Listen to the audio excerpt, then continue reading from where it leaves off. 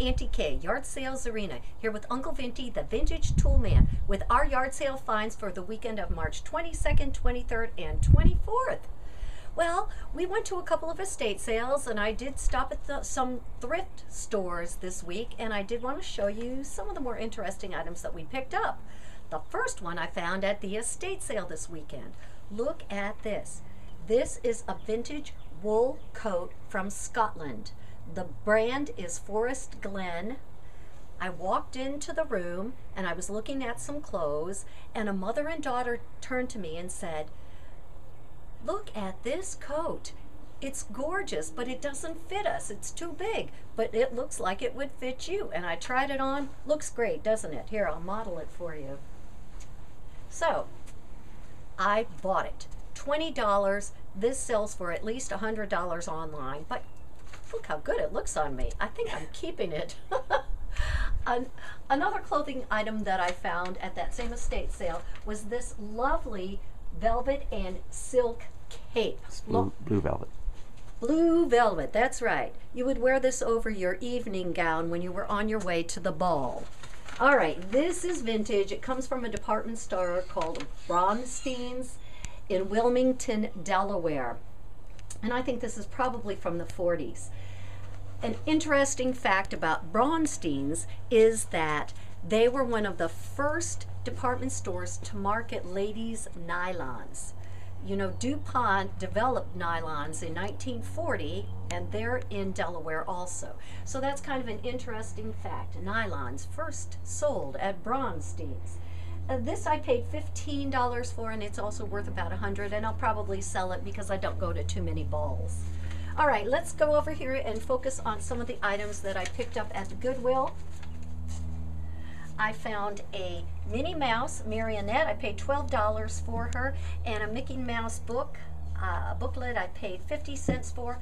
What I find with these Mickey Mouse items is that if you group them and put them together in a lot, that they sell better, and that's probably what I'll do. I have a Minnie Mouse hand puppet, so I'll probably put those together. I also found another one of these bowls that has this colored glass in it. I think these are from, what, 60s, 70s, and they made these in a number of different colors and carnival glass and things like that, but I think I paid all of, what did they have on that? I think I paid about $5 for that, and they're worth around $15, $20. Look at that. We had a fun discussion about this stuffed animal at the Goodwill store. I paid a couple of dollars for him. Somebody thought it was the donkey from Shrek, and then everybody else thought it was Eeyore. And if you look online, it is Eeyore. He's got a Disney tag on him, but we thought Eeyore was a male donkey, but it's got a pink ribbon, and it's got a button here, but his tail comes off with Velcro. All right, but it has a string there, so you won't lose it. So Eeyore, he was just cute. I couldn't pass him off a couple bucks. What the heck? For a couple of dollars, I got a nice vintage cornbread pan made in the USA. Those, just people sometimes like to buy those and hang them up on their wall. If they're cheap enough, I pick them up. A couple of weeks ago at the Goodwill, I picked up this carnival glass little candy dish. I paid $3 for it, and I found this green one that is a match, just in another color. So I bought that also for $3. Okay, what else did I get at the Goodwill store? Oh, come down here, we'll do Billy. Billy Bass. I collect Santas. Couldn't pass him up. He was another, think I paid $3 for Billy Bass. He doesn't have any batteries in him, but he does work. He's just going to go in my Santa collection. Okay, now I might have to look on my sheet here now to tell you about these guys. These three prints back here,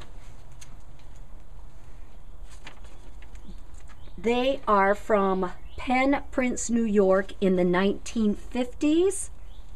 They were originally painted in, I think, in the early 1900s by an artist named H.A. Ogden. And what he did was he documented uniforms of the U.S. Army from 1774 all the way through, I think, 1907. So anyway, people collect these. I paid $4 each. There's a lot of them. I think he always painted several different, what would you call it? Several different soldiers in different uniforms. So soldiers of different ranks. There we go. I'll get it. Soldiers of different ranks, so he could depict the different uniform styles in that particular unit. So anyway, like those. Up here, this is just a folk art print by Warren Kimball. Warren Kimball is still alive. He's a rather well-known folk artist, and his claim to fame is that he paints folk art, but it kind of with a modern twist. He paints a lot of the chickens and cows and things like that, but they're disproportionate. So anyway, all right, I think that was it for the Goodwill Finds this week.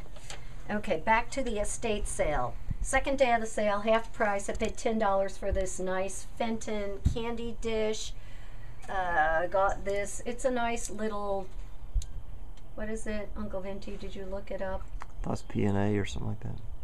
P&A Manufacturing Company. Okay, yeah, that's the burner. So this is a relatively old, cute little oil lamp. I paid $5 for that. Second day at the estate sale, we got this broom. It's just a neat decorative broom for the fireplace. But what we thought was neat about this one is, check this out. They actually carved this. This thing is carved out of the piece of wood on the handle. What do you call that, Uncle Vinty? It's captive. It's captive. So we thought that was kind of neat. $2.50 for that. And then Uncle Vinty found this today. One of the many things I collect are butter churns. This is a Jim Dandy 4-quart Deluxe Junior electric churn. It looked filthy when we picked it up. I think this is, what do we think, 50s, 60s on this? Yeah. Because of the plug. Yeah. The plug looks more like 60. 60s maybe. Anyway, we paid $2.50 for that. These, they actually still make them. They look considerably different than that. They cost over $300 new. And these sell for about $100. One that was in the box with all the original paperwork sold for $270. Now it does have a little bit of damage over here. We'll have to sand it and touch that up with paint, but I can do that, not a problem. Okay, one last item, churn. I paid $35 for that, and I think it had a lot of dirt in it. But what I like about this churn is it's a nice, unique shape. It's old. It has no cracks in it, and it's 3-gallon churn. I think it's worth about 70 bucks. Okay. Hopefully all you guys hung with us. I know I started with the clothing and more of the frou-frou stuff, but this was the find of the week. Check this thing out. Uncle Vinty found this. It was buried behind some chairs and a bed frame and some boxes with glasses in them. I love this. This is an old turn-of-the-century corn sheller. So you know, you'd dry the corn, you'd put it through here, you'd turn this, and it would take the kernels off of the ear of corn, and then you could use that to feed the chickens or whatever you were feeding. It's in pretty good shape, actually. It does work.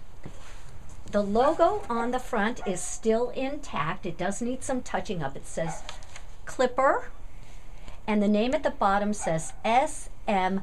Malaliu, Philadelphia, PA. I saw one of these. I think it goes the other way, doesn't it? I think you're turning. Oh, you're turning it so they can see the logo. I saw one of these on eBay, but you couldn't read the logo at all. When these older turn-of-the-century corn shellers are working and they're restored, or at least they're painted, have the original paint, they sell for about $500. Since we have the logo on this side, our plan is to duplicate that on the back. And I'd like to say we'd sell this, but probably not. This is the kind of thing that both Uncle Vinty and I really like, and I think that's a neat piece. They had 100 on it. They weren't. It was the first day of the sale. They said they weren't dealing, but I got it for 80, which is 20% off. And you know, like I said, with a little bit of elbow grease and a little bit of painting, I think we got something about worth about $500. All right. I also bought a bunch of neat old irons. I'm going to do that in a separate segment. If I have time, I'll tape that today. If not, some other time. That's it for our yard sale finds for the weekend of March 22nd, 23rd, and 24th. We'll be back next time with more yard sale finds.